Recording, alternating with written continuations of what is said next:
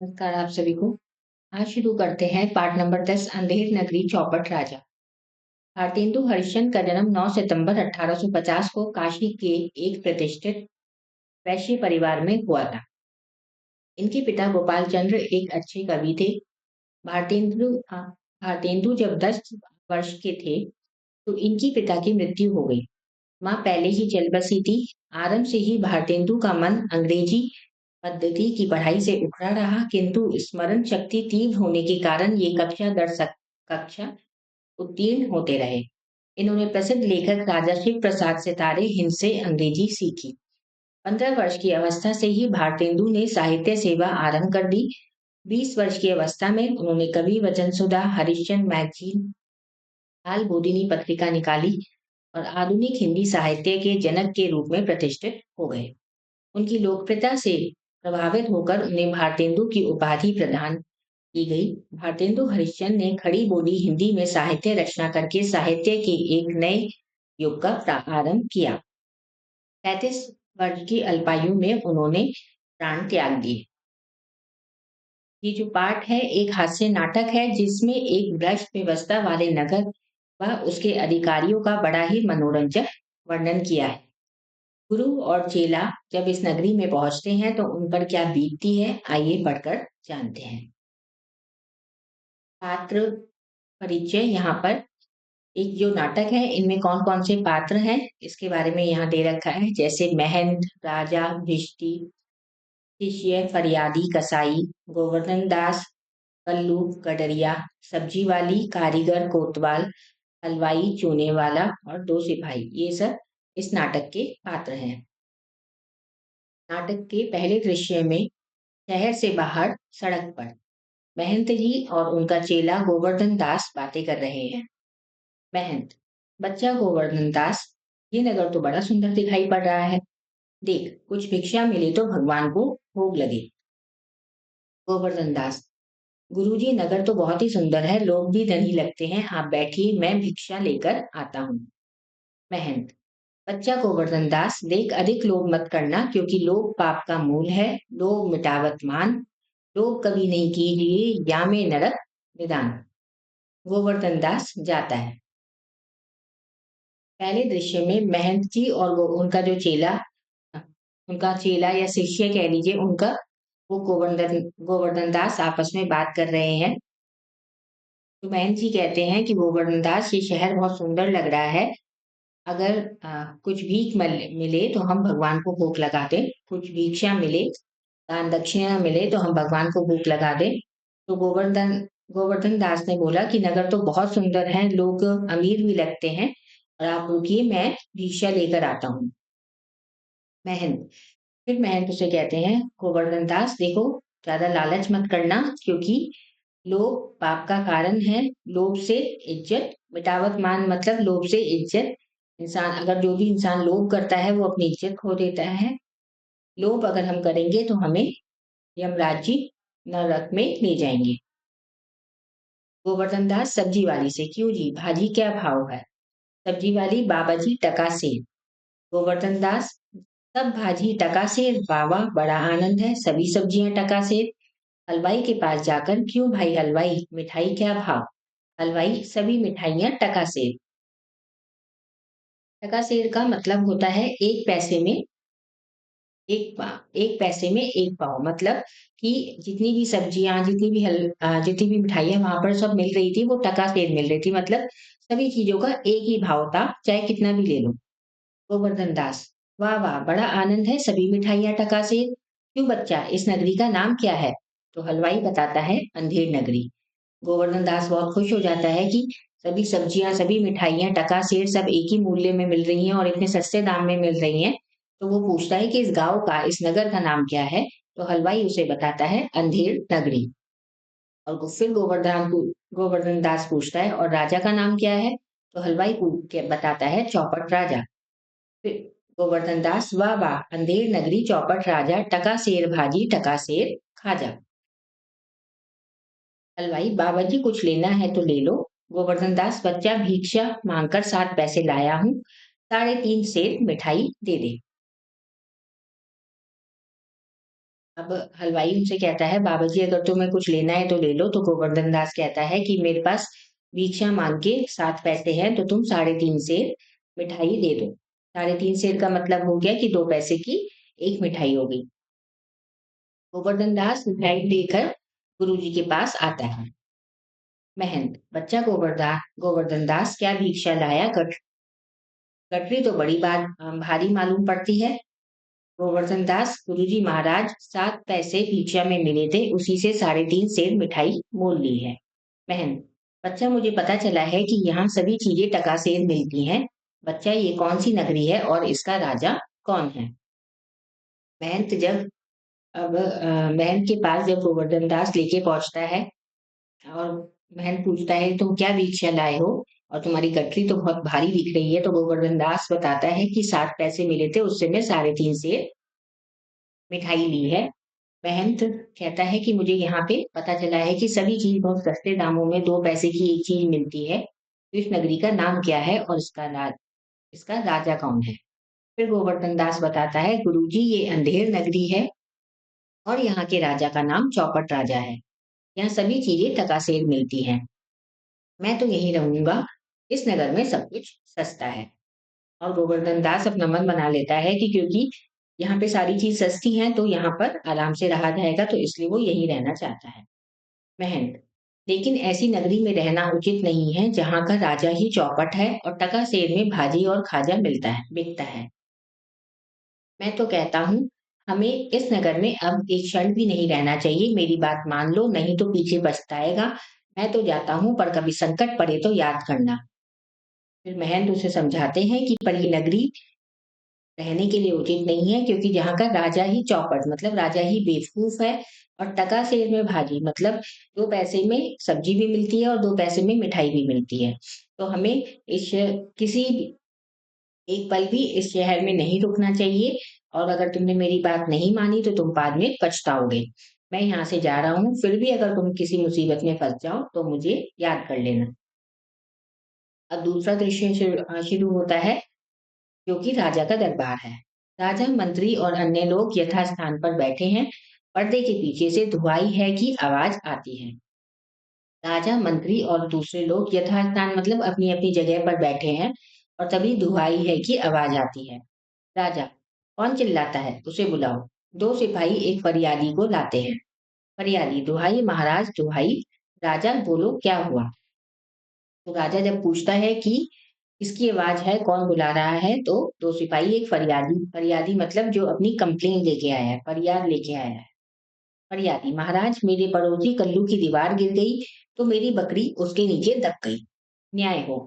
राजा, अच्छा, कल्लू को पकड़ के लाओ। सिपाही कल्लू को पकड़ कर लाते हैं। राजा, क्यों रे कल्लू, इसकी बकरी कैसे दबकर मर गई? कल्लू, महाराज मेरा कोई दोष नहीं है, कारीगर ने ऐसी दीवार बनाई कि गिर पड़ी। राजा, अच्छा, कल्लू को छोड़, कारीगर को पकड़ के लाओ। कल्लू जाता है, सिपाही कारीगर को पकड़ कर लाते हैं।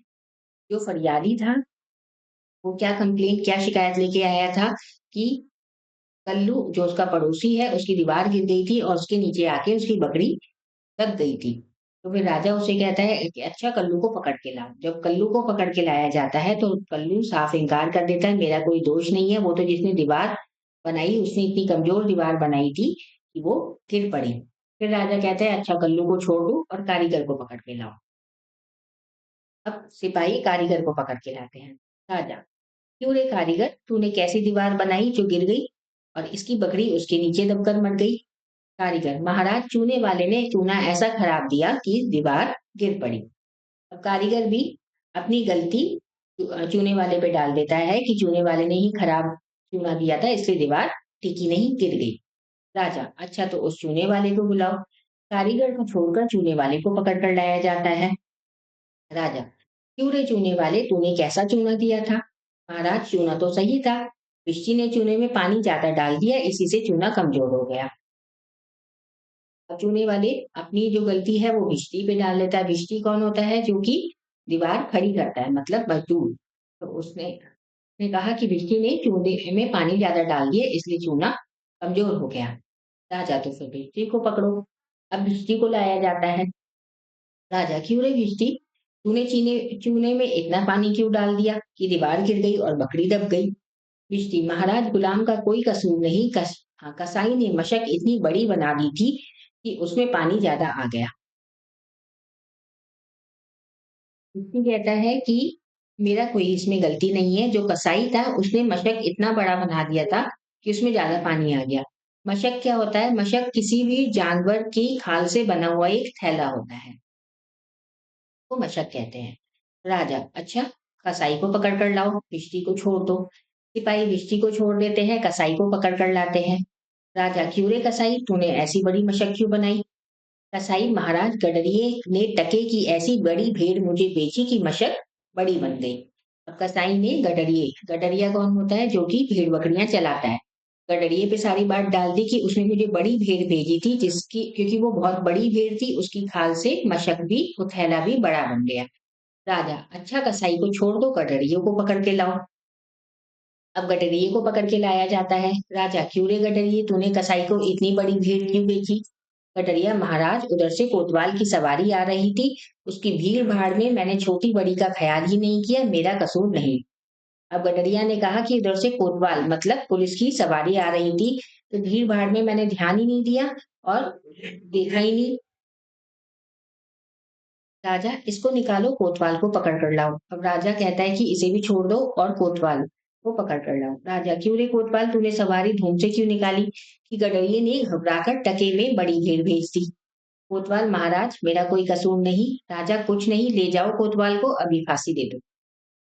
अब राजा ने कोतवाल से पूछा कि तुमने इतनी बड़ी सवारी क्यों निकाली? कि गडरी ने घबराकर टके में बड़ी भीड़ भेड़ बेच दी। तो कोतवाल ने कहा मेरा कोई कसूर नहीं। तो राजा ने कहा इसे फांसी दे दो। सिपाही, महाराज गुस्ताखी माफ हो, फांसी का फंदा बड़ा है और कोतवाल जी दुबले पतले हैं। तो राजा, तो फिर इसमें सोचने की क्या बात है, किसी मोटे ताजे आदमी को पकड़ कर लाओ जिसकी गर्दन में फांसी का फंदा आ जाए। अब सिपाही जब कोतवाल को फांसी देने चला, तो उसने कहा कि गुस्ताखी माफ हो, मुझे माफ कर दो, पर फांसी का फंदा बड़ा है और ये जो कोतवाल है, ये जो पुलिस वाला है, ये बहुत पतला दुबला है। तो राजा ने कहा तो तुम मुझ क्या पूछ रहे हो मुझसे, क्योंकि चौपट राजा था, बेवकूफ राजा था। तो उसने कहा तुम इसको छोड़ो और मोटे ताजे आदमी को पकड़ के लाओ जिसकी गर्दन में ये फांसी का फंदा आ जाए। अब तीसरा दृश्य शुरू होता है, जो जंगल का दृश्य है। गोवर्धन दास बैठा मिठाई खा रहा है। गोवर्धन दास बैठ के मजे से मिठाई खा रहा था। गोवर्धन दास अपने आप से, गुरुजी बेकार मुझे यहाँ रहने से मना कर रहे थे, माना कि नगर बहुत बुरा है, पर अपना क्या। तभी तो दो सिपाही उसे आकर पकड़ लेते हैं। गोवर्धन दास अपने मन में बड़बड़ा रहा था कि गुरुजी बेकार में ही मुझे मना कर रहे थे, इतना अच्छा शहर है और नगर बहुत बुरा है, पर मुझे क्या लेना देना। तभी दो सिपाही आते हैं और उसे आकर पकड़ लेते हैं। पहला सिपाही, चल बे चल, मिठाई खा खाकर खूब मोटा हो गया है, आज मजा मिलेगा। गोवर्धन दास घबराकर, हैं ये आफत कहाँ से आ गई? अरे भाई, मैंने तुम्हारा क्या बिगाड़ा है जो मुझे पकड़ते हो? दूसरा सिपाही, आप बड़े मोटे हैं इसलिए फांसी लगेगी। पहला सिपाही उसे कहता है कि तुमने मिठाई खा खाकर तुम बहुत मोटे हो गए हो, आज तुम्हें मजा चखाएंगे। फिर गोवर्धन दास घबराकर कहता है कि अरे, ये कैसी मुसीबत है, मैंने तुम्हारा क्या बिगाड़ा है, मुझे तुम पकड़ कर क्यों ले जा रहे हो? दूसरा सिपाही कहता है आप बहुत मोटे हो, इसलिए आपको फांसी मिलेगी। गोवर्धन दास, मोटा होने से फांसी, ये कहाँ का न्याय है? अरे, भिक्षुओं से मजाक नहीं किया जाता। पहला सिपाही, बात यह है कि कल कोतवाल को फांसी का आदेश हुआ था। जब उसे फांसी देने लग गए तो फांसी का फंदा बड़ा निकला। हम लोगों ने महाराज से बताया, इस पर आदेश हुआ कि उसके स्थान पर किसी मोटे आदमी को फांसी दे दो। बकरी के मरने के अपराध में किसी न किसी को तो दंड मिलेगा, नहीं तो न्याय कैसे होगा? अब पहले सिपाही ने पूरी बात गोवर्धन दास को बता दी। गोवर्धन दास, दुहाई परमेश्वर की, मैं तो बिना किसी अपराध के मारा जा रहा हूँ। अरे, यहाँ बड़ा ही अंधेरा है, गुरुजी महाराज का कहना मैंने ना माना, उसका फल मुझे भोगना पड़ा। गुरुजी आप कहाँ हैं, मेरे प्राण बचाइए, अरे मैं निर्दोष मारा जा रहा हूँ। गुरुजी, गुरुजी, गोवर्धन दास चिल्लाता है और सिपाही उसे पकड़कर ले जाते हैं। गोवर्धन दास भगवान को याद करता है कि यार मैंने कोई गलती भी नहीं की और फिर भी ये लोग मुझे फांसी पर डरा रहे हैं। मैंने अपने गुरु की बात नहीं मानी, इसलिए मुझे उसका फल भोगना पड़ रहा है और मुझे निर्दोष ही ये लोग मार रहे हैं और अपने गुरुजी को वो याद करता है। दूसरा सिपाही, अभी चुप रहे, राजा का आदेश भला कहीं टल सकता है? यह तेरा अंतिम समय है। राम का नाम ले क्यों बेकार शोर करता है? गोवर्धन दास को घसीटते हुए राजा के दरबार में लाया जाता है। फिर दूसरा सिपाही उसे डांटकर चुप होता करता है कि राजा का आदेश है इसलिए उसका पालन करना होगा, अब तू चुप रह। दरबार, पहला सिपाही, महाराज हम इस मोटे ताजे आदमी को पकड़ कर लाए हैं। गोवर्धन दास रोते हुए, हाय मैंने गुरुजी का कहना ना माना, उसी का ये फल है। यदि यदि गुरुजी होते तो मुझे बचा लेते। गुरुजी आप कहाँ हैं? गोवर्धन दास फिर से बताती हूँ। उसके बाद गोवर्धन दास अपने गुरुजी को फिर से याद करता है कि गुरुजी आप क्या कहाँ हैं? मैंने आपकी बात नहीं मानी। और तभी अचानक गुरुजी प्रकट हो जाते हैं। महंत, अरे बच्चा गोवर्धन दास, तेरी ये क्या दशा है? फिर महंत मतलब पूछते हैं उससे, अरे बच्चा, अरे गोवर्धन दास, तुम्हारी ये क्या हालत हो गई? गोवर्धन दास हाथ जोड़कर, गुरुजी दीवार के नीचे बकरी दबकर मर गई, जिसके लिए मुझे फांसी दी जा रही है। गुरुजी मुझे बचाइए। महंत, कोई चिंता नहीं, ईश्वर दयालु है। राजा से, महाराज मुझे शिष्य को अंतिम उपदेश देने दीजिए। राजा, हाँ हाँ क्यों नहीं, आप बेशक उपदेश दीजिए। सिपाही हट जाते हैं। गुरुजी चेले के कान में कुछ कहते हैं। गोवर्धन दास, अब तो गुरुजी अभी फांसी चढ़ेंगे? महंत, नहीं बच्चा, हम बूढ़े हुए, हमको फांसी पर चढ़ने दो। गोवर्धन दास, स्वर्ग जाने में बूढ़ा जवान क्या, आप तो सिद्ध हैं। आपको अगति से क्या, मैं फांसी पर चढ़ूंगा। इस प्रकार दोनों बहस करते हैं। राजा, मंत्री और सिपाही चकित होते हैं। अब महंत अपने शिष्य मतलब गोवर्धन दास के कान में कुछ कहता है और गोवर्धन दास कहता है कि नहीं नहीं, फिर तो मैं ही फांसी पर चढ़ूंगा। तो महंत कहते हैं, नहीं, मैं बूढ़ा हो गया हूँ, मुझे फांसी पर चढ़ने दो। फिर गोवर्धन दास कहता है, अगर स्वर्ग ही जाना है तो उसमें बूढ़ा क्या जवान क्या, आपको क्या आपको, आप तो वैसे भी सिद्ध पुरुष हैं, आपको कौन सी गति मिलेगी, आपको स्वर्ग मिलेगा या नरक मिलेगा, उससे फर्क ही क्या पड़ता है, क्योंकि आप तो वैसे ही सिद्ध हैं। इस प्रकार दोनों बहस करने लगते हैं और राजा कहता है, ये क्या गोलमाल है, बाबा जी आप फांसी क्यों चढ़ना चाहते हैं? महंत, महाराज इस समय ऐसी शुभ घड़ी है कि जो मरेगा सीधा स्वर्ग जाएगा।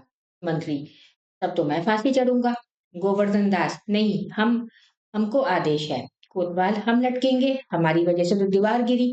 राजा, चुप रहो सब लोग, राजा के जीते जी कौन स्वर्ग जा सकता है, हमको फांसी चढ़ाओ जल्दी जल्दी। सिपाही राजा को फांसी पर लटका देते हैं, पर्दा गिर जाता है। महंत ने ये चाल चली थी क्योंकि वो राजा बेवकूफ था, उसकी प्रजा भी बेवकूफ थी। तो राजा ने जब पूछा, क्या फांसी पर क्यों चढ़ना चाहते हो? तो महंत जी ने कहा कि ये शुभ घड़ी है और इस शुभ घड़ी में जो भी मरेगा वो स्वर्ग पहुंच जाएगा। तो फिर मंत्री भी कहता है मैं फांसी चढ़ूंगा, फिर कोतवाल कहता है मैं फांसी चढ़ूंगा।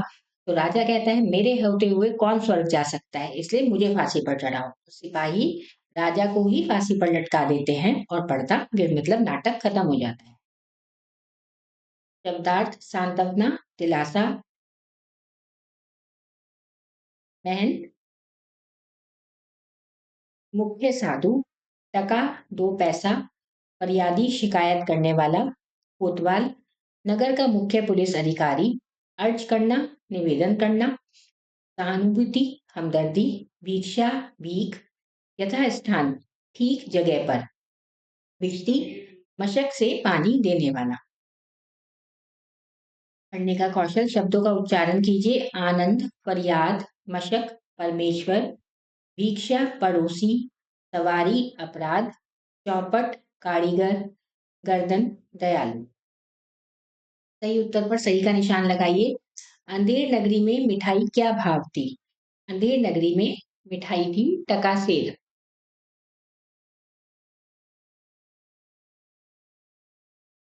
दीवार के नीचे दबकर कौन मरा? दीवार के नीचे दबकर बकरी मर गई थी। गोवर्धन दास को किसने बचाया? गोवर्धन दास को महंत ने बचाया।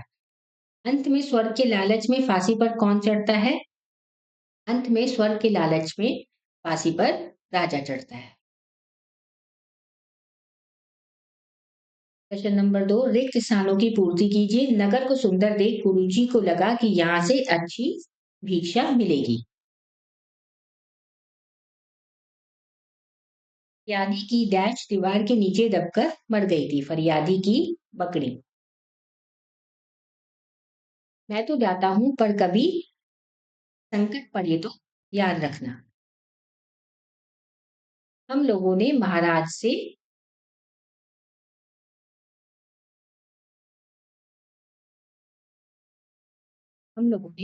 से फरियाद की। समय ऐसी शुभ घड़ी है कि जो मरेगा सीधा स्वर्ग जाएगा। प्रश्न नंबर 3, किसने कहा?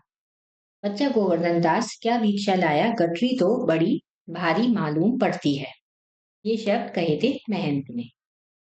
ऐसी नगरी में रहना उचित नहीं जहाँ का राजा चौपट हो। ये भी महंत ने कहे थे। महाराज, मेरे पड़ोसी कल्लू की दीवार गिर गई जिसके नीचे दबकर मेरी बकरी मर गई। ये कहा था फरियादी ने। चल चल मिठाई खाकर खूब मोटा हो गया, आज मजा मिलेगा। ये सिपाही ने कहा था। दुहाई हो परमेश्वर की, मैं तो बिना किसी अपराध के मारा जा रहा हूँ। ये शब्द कहे थे गोवर्धन दास ने। महाराज, मुझे शिष्य को अंतिम उपदेश देने दीजिए। ये महंत ने कहा था। निम्नलिखित प्रश्नों के उत्तर दीजिए। अंधेर नगरी के लोग कैसे थे? अंधेर नगरी के लोग मूर्ख थे और वहां का राजा चौपट था। वहां सभी चीजें टका से मिलती थी। गुरु चेले को क्यों लगा कि उस नगर में उन्हें अच्छी भिक्षा मिलेगी? अंधेर नगरी दिखने में बहुत सुंदर थी और वहां रहने वाले लोग धनी लगते थे, इसलिए उन्हें लगा कि भिक्षा अच्छी मिलेगी। गोवर्धन दास क्यों खुश था?